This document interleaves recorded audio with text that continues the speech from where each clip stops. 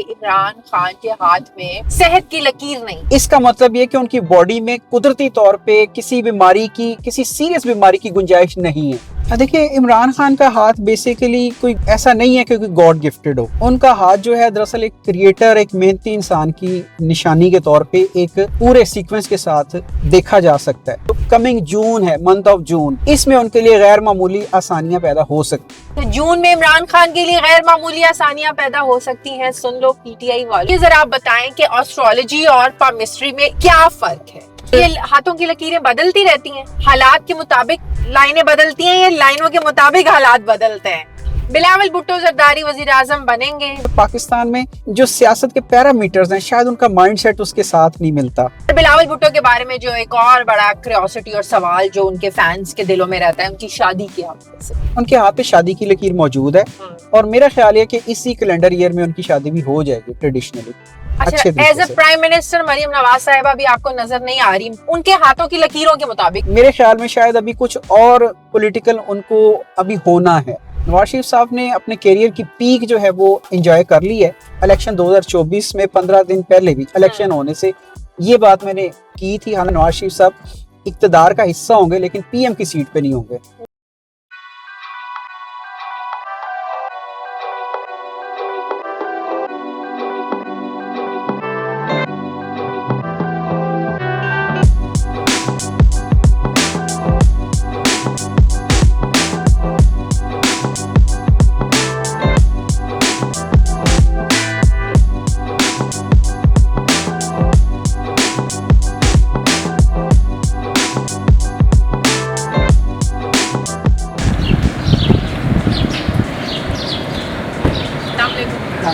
कैसे आप ठीक है?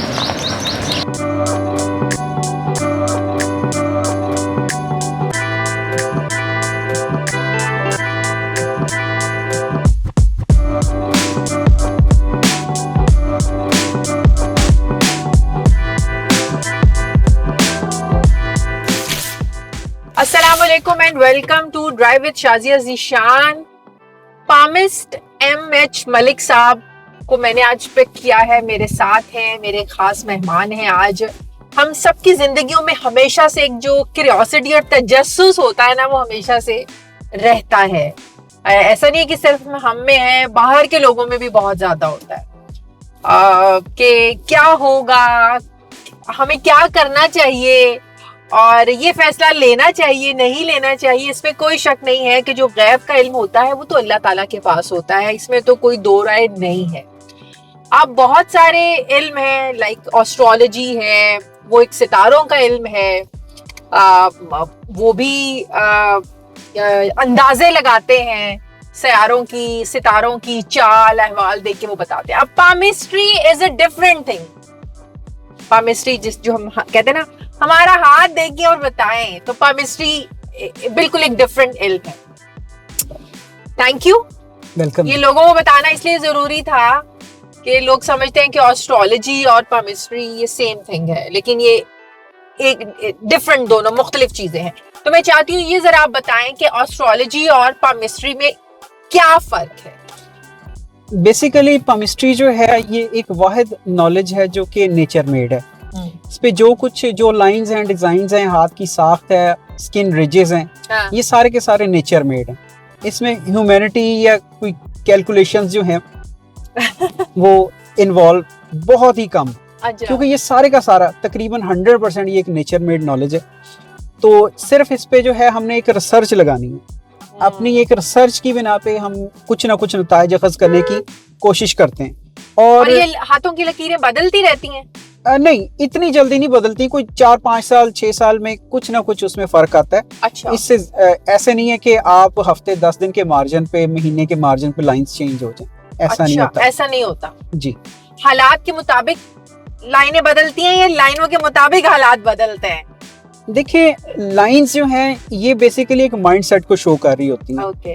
तो ये इंसान की एक नेचर को कि अगर वो अपने आप को इस तरह से अप्लाई करेगा तो पॉसिबल रिजल्ट्स ये हो सकते हैं। ये है पूरी फिलॉसफी एक पामिस्ट्री की। अच्छा।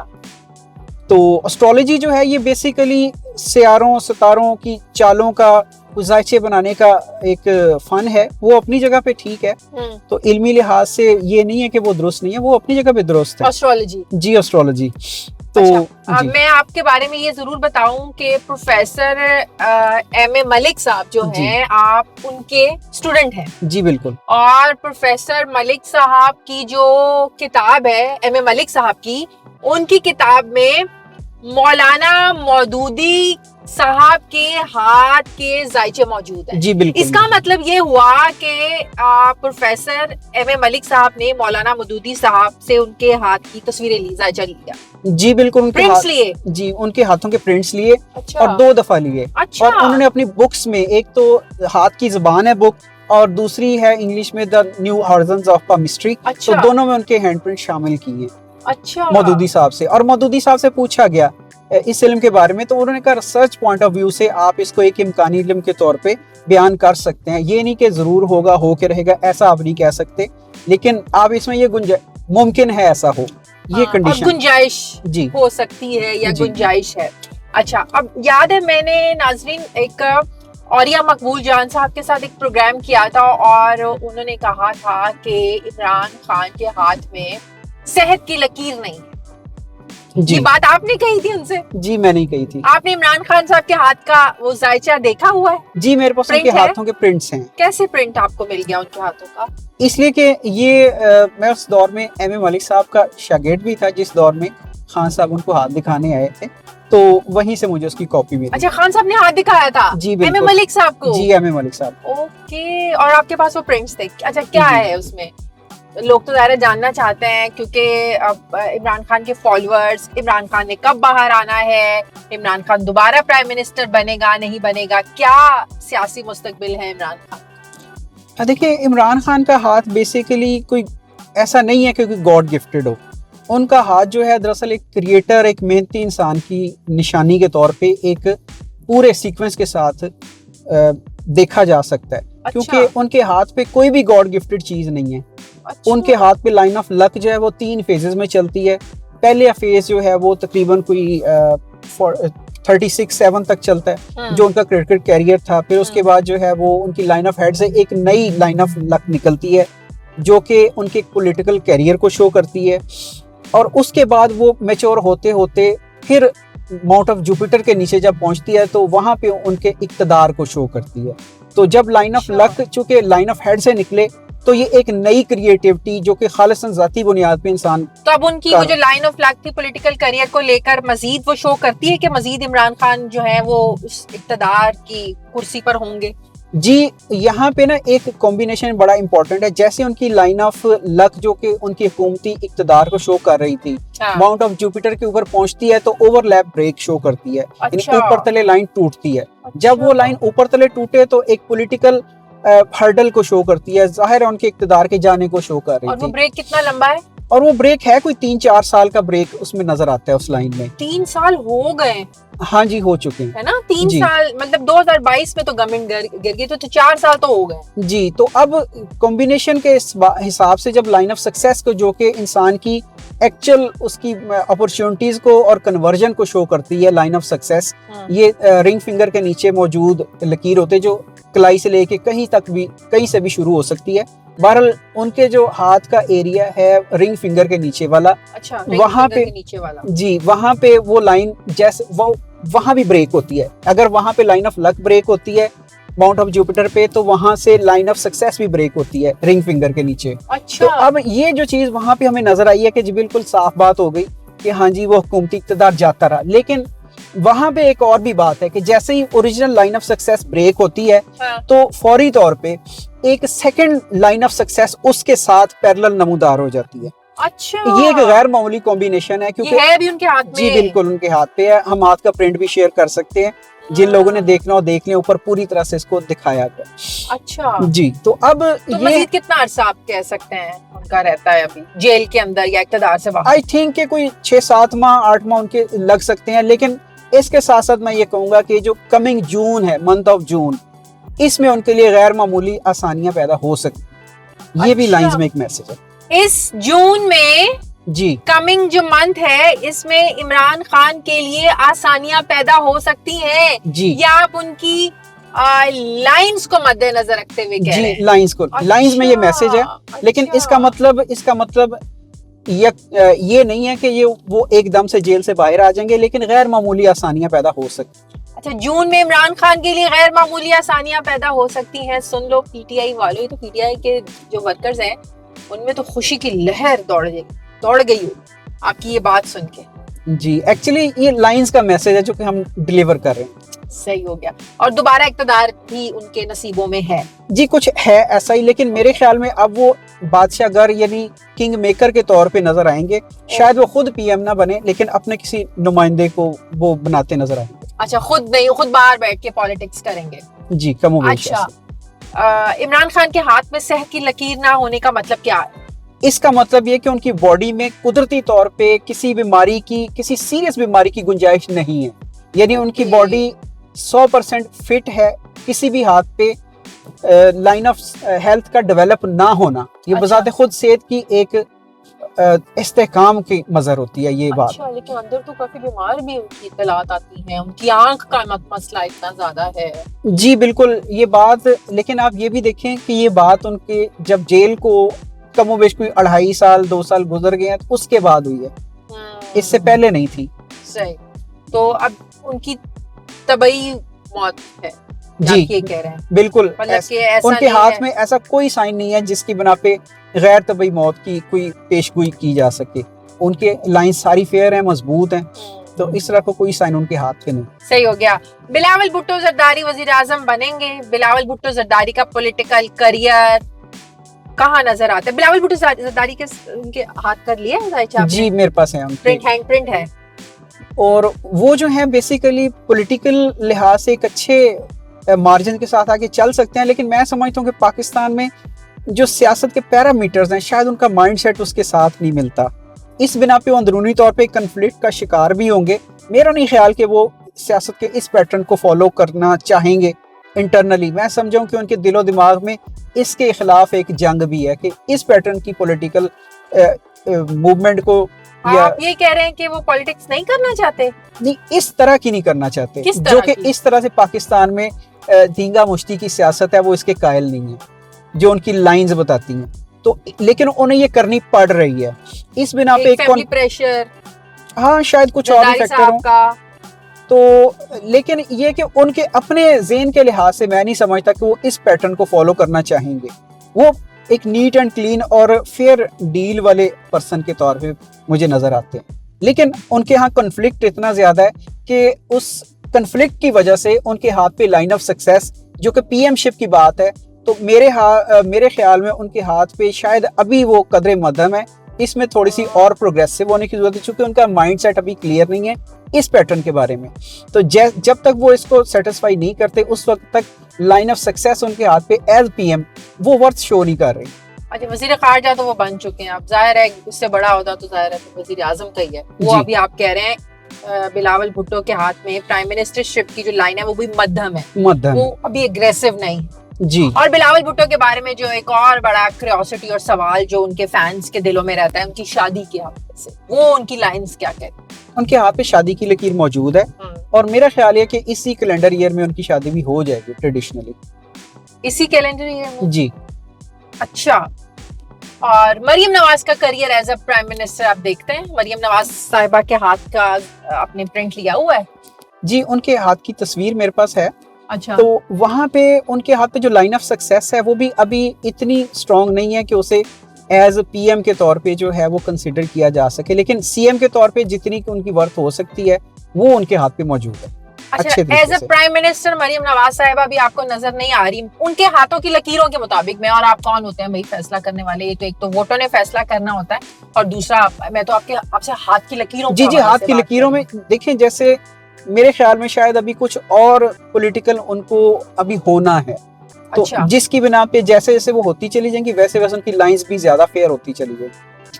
और वो जो जिस तरह लगता है कि वो काम दिल से कर रही हैं, या वो वाकई आपको लगता है कि इमोशनली बड़ा जबरदस्त उनका वो है पॉलिटिकल? देखिए, मेरे ख्याल में उनका हर फैसला जो है एक बड़ी प्रॉपर कैलकुलेशन के साथ आता है। मैं नहीं समझता कि उनके यहाँ अचानक से कोई जज्बात उभरते हों और उसके तहत वो अपनी पॉलिसीज बनाती हों। मैं ऐसा नहीं समझता। मैं समझता हूँ कि वो अपने माइंडसेट को नहायत क्लियर और कैलकुलेट करके फिर करती हैं जो भी करना हो।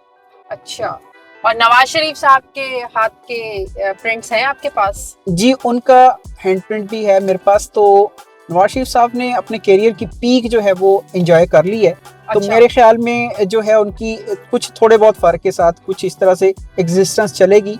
लेकिन यही बात मैंने उनकी जो है वो इलेक्शन 2024 में 15 दिन पहले भी इलेक्शन होने से ये बात मैंने की थी, हालांकि माहौल बिल्कुल इसके उल्ट था। तो मैंने एक वीडियो में जो है ये बात कही थी। तो उसमें मैंने कहा था कि नवाज शरीफ साहब इक़्तिदार का हिस्सा होंगे लेकिन पीएम की सीट पे नहीं होंगे। तो अल्लाह ताला के फजलो करम से वो फिर आपकी सही साबित हुई। जी, सही साबित हुई। अच्छा, अभी आपने मुझे एक वाकया शेयर किया था कि कैंसर के पेशेंट थे जी, और उनके बारे में आपने पेशेंट गई की थी कि नहीं आपकी शादी भी होगी, बच्चे भी होंगे शादी से पहले। वो क्या वाकया था? मैं चाहूंगी जरा लोगों के साथ वो वाकया जरूर शेयर करें ताकि जो लोग समझते हैं कि पामिस्ट्री सिर्फ फ्रॉड है या ये, तो कहीं ना कहीं ये इल्म होता है पामिस्ट्री का। इस तरह से कि ये एक बड़े सीनियर लॉयर हैं, तो चूंकि नाम लेना तो मुनासिब नहीं है। हालांकि वो बिल्कुल हम नाम भी ले सकते हैं, नंबर भी दे सकते हैं, लेकिन एक सीक्रेसी की बात होती है, उसको फॉलो किया जाता है। वगरना दिल तो करता है कि इस तरह के मुशाहिदात में पर्सन को भी नॉमिनेट कर दें ताकि उन लोगों का जो है ना एक माइंडसेट क्लियर भी हो सके आम देखने वालों का। लेकिन बहरहाल प्रोफेशनली हम नहीं ले सकते। हाँ जी, वो एक सीनियर लॉयर भी हैं। तो उनको जब उनकी एज कोई 28-27 थी तो उन्हें कैंसर हो गया और खासा सीवियर हुआ। अच्छा। तो वो फिर तकरीबन होपलेस कंडीशन से आहिस्ता आहिस्ता अल्लाह ताला ने उनको ज़िंदगी से बहाल की हो गए। तो बहरहाल उसका जो इफेक्ट था वो ये था कि वो फर्दर कोई अगली अपनी अच्छी मैरिड लाइफ गुजारने के वो काबिल नहीं रहे थे। तो मुझे हाथ दिखाने के लिए तशरीफ लाए। शादी हुई भी थी उनकी? जी, शादी हुई थी। अच्छा। तो मुझे हाथ दिखाने के तशरीफ लाई है आज से कोई 15-16 साल पहले की बात। सही हो गया। तो मैंने उनसे कहा जी आप 4 बच्चों के बाप बनेंगे। अच्छा जी। तो उन्होंने जो था ना, हालांकि वो होपलेस थे। जी, होपलेस थे। किसी साहब मेरे किसी क्लाइंट के साथ तशरीफ लाए थे। अच्छा। खैर खामोशी से सुन के चले गए। तो बाद में वो क्लाइंट जो था वो मुझे बता रहा यार वो तो सेटिस्फाई होके नहीं गए, उसने तो बड़ा इस तरह से कर। खैर मैंने कहा जी चले, खैर जो मेरे ज़हन की रीडिंग थी मैंने उनको दे दी। अच्छा। तो अब हुआ ये कि तकरीबन 3 साल बाद वो साहब तशरीफ लाए, वो लायर जो थे तशरीफ लाए। नामी ग्रामी लायर हैं, एक दुनिया उनको जानती है, लेकिन चूंकि हम उनको एक नॉमिनेट नहीं करेंगे। सही। तो अब उनको उस वक्त अल्लाह ताला ने एक बेटी से नवाज दिया हुआ था तकरीबन 2.5-3 साल के पीरियड में। तो फिर वो मिठाई लेके आए, फिर उन्होंने अपने मुंह से ही मुझे ये वाकया खुद सुनाया। अच्छा। कि जब मैं आपके पास से हाथ दिखा के गया तो मैंने उसको बड़ा एक मजाक समझा और मैंने समझा कि जी मैं पाकिस्तान की हर अच्छी लैब से मैंने टेस्ट करवाए हैं, अमेरिका से, इवन जापान से भी। तो हर किसी ने एक ही जवाब दिया कि आप बाप नहीं बन सकते। और अच्छा। मैं ट्रोल कर रहा था अपने उस दोस्त के साथ आपको कि देखें जी दुनिया की सबसे ज्यादा साइंटिफिक अप्रोच वाले लोगों ने कहा कि जी आप बाप नहीं बनेंगे और ये बंदा 4 बच्चों का बाप ये बता रहा है। तो ये तो बिल्कुल ऐसे ये उनके मुंह की बात जो उन्होंने खुद मुझे बताई। लेकिन अल्लाह ने उनको जो है वो फिर बेटी दी 3 साल बाद और अब 4 ही बच्चे हैं उनके। अच्छा, आपने उनको कहा था कि आपके 4 बच्चे होंगे और अल्लाह ताला ने उनको 4 बच्चे दिए। जी वाह जी वाह। तो मैं तो अपने नाजरीन से ये कहूंगी जो इस वक्त हमारा प्रोग्राम देख रहे हैं, जिसको कुछ तजस्सुस है, जो इंसानी फितरत का एक हिस्सा है, नेचर है कि इंसान जाना चाहता है, वो जो है वो इनसे राब्ता करे, एमएच मलिक साहब से राब्ता करे। सही। मैं एमएच मलिक साहब के बारे में एक बात बताऊं, ये नॉर्मल इस तरीके से आप चले जाएं और ऐसे हाथ नहीं देखते। एक दिन मैंने इनसे पूछा कि आपका हाथ देखने का क्या तरीकेकार है, तो ये प्रॉपर जो है हाथ देखते हैं। पहले वो स्याही सी जी है ना, ब्लैक कलर की इंक होती है, उसको हाथों पे लगाते हैं, फिर उसको अच्छी तरह मर्ज करते हैं और फिर उसको प्रिंट्स लेते हैं ऐसे। ये बड़ा, ये पहली दफा मैंने अनोखा देखा। नहीं तो नॉर्मली लोग होते हैं और जाते हैं जी हमारा हाथ है, ऐसे करते हैं ना। जी बिल्कुल। हाँ, लेकिन आपका तरीकेकार काफी डिफरेंट है। इससे डीपली आप जाहिर है फिर वो देख सकते हैं। जी, एक तो इसमें ये कि गुजारिश ये है कि लोग इनिशियली हाथ आगे बढ़ा देते हैं कि जी अभी देखें और फौरन बताएं, अभी देखें और फौरन बताएं। तो इस तरह से बहुत सारी कमियां बीच में रह जाती हैं। ये कोई प्रॉपर तरीका नहीं है। मिनिमम उसकी पिक्चर हो हाथ की या फिर ये कि हैंड का प्रिंट हो। तो मैं समझूं कि पामिस्ट्री को सही तौर पे जस्टिफाई करने के लिए आपको काफी खुला वक्त दरकार होता है, कई घंटों पे। तो उसके बाद आप कोई ना कोई नुक्ता देखें। हमने बेसिकली लैंडमार्क्स जिंदगी में उठाने होते हैं हाँ। कि जहाँ से जिंदगी या तो बहुत पॉजिटिव हो जाए या कोई नेगेटिव इशू उसमें इस तरह का आ जाए कि जिंदगी डैमेज होने के करीब आ जाए। अच्छा, बहुत ही किसी के हाथ में नेगेटिविटी देख लें या कुछ आपको थोड़ी इंडिकेशन हो जाए कि ये बैड टाइम इज कमिंग और ये नुकसान हो सकता है, तो उसको बिल्कुल साफ साफ बता देते हैं, ये सोचे बगैर कि ये हर्ट होगा, या घुमा फिरा के बताते हैं? क्या तरीकाकार होता है?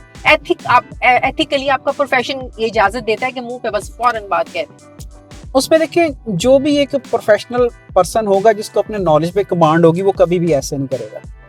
वो उसको एक रेलेवेंस के साथ बताएगा, लेकिन रेलेवेंस और सोल्यूशन के साथ। अच्छा। अब मिसाल के तौर में आपको बताता हूँ, एक इस्लामाबाद में सीनियर गायनेकोलॉजिस्ट हैं, तो कोई 5-7 साल पहले उनके साथ एक इंटरेक्शन हुआ। मैंने उनको उनके खामन के बारे में बात की कि एहतियात करिएगा, 5 साल बाद उनके लिए कुछ शदीद नौयत के मसाइल हो सकते हैं सेहत के लिहाज से। अच्छा। तो एग्जैक्टली 5 ही साल के बाद उनके खामद चंद दिन बीमार है कि अचानक से बीमार हुए और चंद दिन में उनकी डेथ हो गई। अच्छा, आपने पहले उनको कहा था कि ख्याल रखिएगा। अच्छा। और वो डॉक्टर साहब मेरी ऑलरेडी क्लाइंट थी, तो मैंने एक दिन ऐसे ही उनको कहा कि जी मुझको 3-4 साल हो गए, तो मैं आपके हैंड प्रिंट्स दोबारा लेना चाहता हूँ। नई अमादा थी, तो मैंने कहा नहीं जी आप करें। अच्छा, खैर मैंने हैंड प्रिंट्स उनके दोबारा लिए। सही। अब मैंने उनके लाइंस में एक बहुत ही डेंजरस कंडीशन देख ली, टाइम फ्रेम भी बिल्कुल उनके सर पे आया खड़ा था। तो मैंने उनसे एक मेडिकल ओपिनियन लेने के लिए कहा जी आप इस किस्म के टेस्ट करा लें। कुछ उनकी वाइफ को फिर बोला जी, जिनके हस्बैंड की डेथ हो गई थी जी, जो खुद गायनेकोलॉजिस्ट थे। अच्छा जी, तो कहते नहीं मेरा तो मैं तो कोई मसला डॉक्टर हूँ, मसला नहीं, मुझे महसूस भी ऐसा कुछ नहीं हो रहा, तो आप वहम कर, मैंने नहीं आप कराएं, फायदा होगा। अच्छा, खैर उन्होंने टेस्ट करवाया तो उन्हें वाकई कोई उसमें ना कोई सिम्टम मिला नहीं। तो खैर चूंकि मैं तो साइन देख चुका था, मुझे कॉन्फिडेंट था इस पे कि मैंने जो देखा है वो सही है, लेकिन तरीकाकार मैंने उनका रखा कि जो वो तरीकाकार फॉलो करते, क्योंकि इसी तरीके से उन्हें जो बात समझ आ सकती। फिर मैंने कहा जी इससे जरा डीप चले जाएं, थोड़ा सा डीप। तो फिर उन्हें शदीद एहतजाज किया कि नहीं देखें बिल्कुल क्लियर हूँ मैं कहा नहीं डॉक्टर साहब आप कराएं, आप मेरी एक भाई की फरमाइश जो है ना उसको ले लें, उसको करें, फायदा होगा, नुकसान नहीं होगा। अच्छा, अब जब उन्होंने जरा और क्रिटिकल लेवल पे गई तो रिजल्ट ये निकला कि उन्हें स्टेज 1 पे कैंसर डायग्नोज हो गया। जो कह रही थी मैं बिल्कुल ठीक हूँ, क्योंकि मैं खुद डॉक्टर हूँ, मुझे पता है मेरा जी, क्योंकि स्टेज 1 पे तो अंदाजा भी नहीं होता, बिल्कुल भी अंदाजा नहीं होता, इतने वो हिडन साइंस होते। तो अब लेकिन चूंकि मैं उस प्रोसीजर में उनको लेके जा चुका था, उन्होंने मेडिकल रिपोर्ट से वो बात समझ ली थी, तो कहती कि आप मुझे पहले बता देते। मैंने कहा नहीं आपने मानना ही नहीं था मेरी बात, चूंकि आप लेबोरेटरी और टेस्ट और इसको करती हैं फॉलो। और अब कैसी हो? बिल्कुल ठीक, माशाल्लाह। क्योंकि उनके हाथ पे लाइन ऑफ लाइफ वहाँ पे खत्म हो चुकी हुई थी। अब जब आफ्टर ट्रीटमेंट मैंने उनके लिए 1 साल के बाद दोबारा, तो उनके हाथ पे लाइन ऑफ लाइफ जो है वो दोबारा से नमूदार होगी नए पैटर्न के साथ। अच्छा, जबरदस्त। अच्छा, जो मैरिज लाइन होती है ये भी इंडिकेट होती है कि 1 है, 2 है, डिवोर्स है, तो 3 शादी, ये होता है? जी बिल्कुल, काफी हद तक ये अंदाजा होता है इसका। अच्छा। और ये कमोबेश ये ठीक ही होता है। अच्छा जी, कि 1 शादी है, 2 शादी है, डिवोर्स्ड है, अलैदगी, ये सब आपको अंदाजा हो जाता है? जी बिल्कुल, लाइंस की फॉर्मेशन है, लेकिन ये पामिस्ट पे जिम्मेदारी आती है, उसके माइंड सेट पे आती है कि अगर उसका माइंड सेट पॉजिटिव हो तो नेगेटिव साइंस के लिहाज से वो किसी की जिंदगी में खुशियों के रंग भर सकता है। यानी अपनी नेगेटिव रीडिंग की बजाय एक क्रिएटिव रीडिंग दे, टाइम फ्रेम को समझे, प्रॉब्लम को समझे कि प्रॉब्लम की रीजन क्या है, उस हिसाब से उसको गाइडलाइन दे के उसकी जिंदगी को टूटने से बचा सकता है। नहीं, अगर एक उसके हाथ पे डिवोर्स की लाइन है या लड़की की लाइन है, तो एक पामिस उसको कैसे बदल सकता है? जी बदल नहीं सकता, बदलने वाली जात अल्लाह ही की है। हाँ, लेकिन ये कि हम एक मशवरा सजेशन, जैसे आप अपनी जिंदगी में पामिस्ट्री को रहने दें, जिंदगी के कई इश्यूज में दूसरों से मशवरा करते हैं, तो क्या वहां भी इन्हीं शुकूक व शुबात का इजहार करते हैं? नहीं करते ना। नहीं करते। तो पामिस्ट को भी एक अपना हमदर्द मुशीर समझे, तो उसने ये कि साइकी देखनी है कि इस हाथ पे प्रॉब्लम क्या है। अच्छा, इस हाथ पे प्रॉब्लम क्या है और ये फॉर्मेशन क्यों पैदा हो रही है। अच्छा, तो जस्ट उसको जज करना है, उसको अगर उसने पकड़ लिया तो उससे आपके पास जो लोग आते हैं, मेजर क्वेश्चंस क्या होते हैं? लोग मेजर क्वेश्चन, मेजर ये होता है कॉमन क्वेश्चंस, लोग ये समझते हैं कि जी उनके फाइनेंशियल इस वक्त जो मसाइल है वो टॉप ऑफ द लिस्ट। अच्छा जी, और इसमें कोई कैटेगरी इस वक्त एग्जिस्ट नहीं करती कि कौन है और कौन नहीं है। मैंने अमीर भी पैसे की वजह से परेशान है और गरीब भी पैसे की वजह से परेशान है। जी बिल्कुल, सुपर एलीट क्लास के लोग भी बहुत ज्यादा परेशान है। अच्छा, फिर सुपर एलीट क्लास क्यों परेशान है, ये तो बताएं जरा। सुपर एलीट के पास तो पैसा होता है, इसका मतलब बात सिर्फ सुकून की है। ना पैसे वाले को सुकून है, ना बगैर पैसे वाले को सुकून है। जी बिल्कुल ऐसा ही है। प्रॉब्लम है वो भी है, कोई दौर ही ऐसा आ गया क्योंकि जो बिल्कुल एक नॉर्मल लेवल के लोग होते हैं, जिन्हें नहायत कम तरक्की याफ्ता हम कहते हैं, और वो भी मसाइल में जकड़े हुए हैं, और जो इंतहाई अमीर लोग हैं वो भी। अच्छा, ये टाइम ही कोई ऐसा चल रहा है। जी। अच्छा, प्रेसिडेंट ट्रम्प के हाथ का भी आपके पास प्रिंट है? जी। वो क्या सदर ट्रम्प के हाथ का प्रिंट है इनके पास, वो क्या कहता है? जी, ये जो है उनकी एक बड़ी वाज़ेह पिक्चर मेरे पास है हाथ की, तो चूंकि उसको और भी पिक्चर्स के साथ कोरिलेट किया जाता है तो फिर एक फाइनल सिचुएशन है। उनके हाथ पे ट्रेडिशनली एक कह लें कि पॉलिटिशियन के साइन नहीं है, उनके हाथ पे एक बिजनेसमैन के साइन है। पूरी दुनिया पे रूल कर रहा है वो। हाँ जी बिल्कुल कर रहे हैं, लेकिन इसमें बात है कि जैसे मैंने कहा palmistry is a reflection of brain, तो यहाँ पे हम एक दिमाग को, एक असल शख्सियत को पढ़ने की कोशिश कर रहे होते हैं, उसके अंदर जो एक बेसिक चीज है उसको उठाने की कोशिश कर रहे होते हैं। तो वो ये नजर आता है कि जैसे वो अपनी पॉलिटिकल करियर में भी एक बिजनेस ट्रेड का एक एलिमेंट जो है ना, तो बड़ी अच्छी रीडिंग है आपकी वैसे, और वाकई वो हर चीज को बिजनेस के तनाजुर में प्रेजेंट। जी, बल्कि अमेरिका शुरू से ऐसे ही है। देखते हैं अब जो है ना, ज़ीशान आपका घर पे वेट कर रहे हैं और आपने उनके हाथ की वो लेने हैं प्रिंट्स। जी बिल्कुल, यू नो मैंने आपकी बड़ी उनसे तारीफ भी की है, और जरा मुझे भी तो देखना है ना ये जो वाकयात, ताकि मैं भी आपको साल बाद कह सकूं मलिक साहब आपने ही बताया था और ये बिल्कुल ठीक हुआ। जी इंशाल्लाह इंशाल्लाह। तो ज़ीशान जो है ना वो वेट करें, तो लेट्स गो। अब हम ज़ीशान के हाथों के जो है जी वो आप प्रिंट्स लेंगे और दिखाएंगे नाजरीन को कि प्रिंट्स कैसे लेते हैं। अच्छा, आपके कार्ड पे मैं देख रही थी कि आपने लिखवाया है फील द डिफरेंस। यस, ये क्या मतलब है इस बात का, फील द डिफरेंस? असल में आज से कोई 30-35 साल पहले जब मैंने दस्तशनासी शुरू की तो मेरे से उस वक्त ना बड़ा इबहाम थे, बड़ी एक बाउंड्री, ओपन बाउंड्री के साथ केमिस्ट्री में बात की जाती थी। तो मैं एक थीम के साथ है कि ये ओपन बाउंड्रीज को ना हमने एक क्लोज लाना है, इसको एक प्रॉपर पैरामीटर में लेके आना है जहाँ पे हिडन कोई बात ना हो, एक कैलकुलेशन फॉर्मेट में हो सब कुछ। तो अब इसलिए फिर मैंने उस थीम के साथ काम शुरू किया, तो अल्लाह का फजल है वो थीम मेरा कामयाब रहा। तो अब इस चीज को जब मैं दूसरों के साथ कंपेयर करता हूँ तो फिर मेरे ज़हन में बिल्कुल आता है कि फील द डिफरेंस। तो ये आपका लोगो है, ये एक चैलेंज भी है बेसिकली। अब इसी को जो है मुझे एक साहब ने आके, क्लाइंट आए, उन्होंने डायरेक्टली यही लफ्ज मेरे सामने रख दिए कि जी ये आपने जो लोगो लिखा हुआ है feel the difference, feel the difference, ये क्या है? उन्होंने चैलेंज कर दिया। तो मैंने कहा जी बिल्कुल, आप जब मुझे हाथ दिखाएंगे तो इंशाल्लाह फिर इसका मतलब भी आपको समझ आ जाएगा। कहते ठीक है। हैंड प्रिंट्स लिए मैंने उनके, तो वो एक बड़ी मारूफ यूनिवर्सिटी में डीन थे। अब खैर मैंने उस वक्त उनकी एज कोई 47 के करीब होगी, तो मैंने उनसे कहा, मैंने कहा जी मुझे लगता है कि जैसे अनकरीब आपके यहाँ एक स्कैंडलाइज कंडीशन पैदा होने जा रही है। अच्छा, बचिएगा, अगर आप ना बचे तो फिर मुझे लगता है कि आप पूरे पाकिस्तान में शायद इस तरह से बदनाम हो जाएं कि आपको पाकिस्तान में कहीं जॉब नहीं मिलेगी। अच्छा, तो आपको फिर उसके बाद बाहर जाना पड़ेगा और आप वहां जाकर अपना करियर बनाए। अच्छा, खैर अब जब उनकी ज़िंदगी को मैंने डिस्कस करना शुरू किया, फिर उसके बाद ये बात रखी, तो जाते जाते मैंने पूछा, मैंने कहा जी बताएं आप फील द डिफरेंस को आप कैसा महसूस करते हैं? तो उन्होंने कहा जी आप जस्टिफाई करते हैं। वाह जी वाह। अब हुआ ये कि जब वो रीडिंग के बाद चले गए तो उसके तकरीबन कुछ 4-5 माह के बाद मेरे असिस्टेंट ने मुझे बताया, वो सर याद है प्रोफेसर साहब आए थे आपको हाथ दिखाने? मैंने कहा जी मुझे याद है वो वाले। हाँ जी। कहते जी मैंने कल उनका ना एक नशियाती न्यूज़ में एक वीडियो क्लिप देखा, एक न्यूज़ देखी। जी क्या न्यूज़? जी उनका कोई इमोशनल स्कैंडल वही यूनिवर्सिटी में बना था। हो, और आपने कहा था कि, और वो डिसमिस हो गए, और आपने ही बताया था। जबरदस्त। तो अब जरा हम देखें ज़ीशान के। जी जरूर। ज़ीशान के हैंड प्रिंट्स।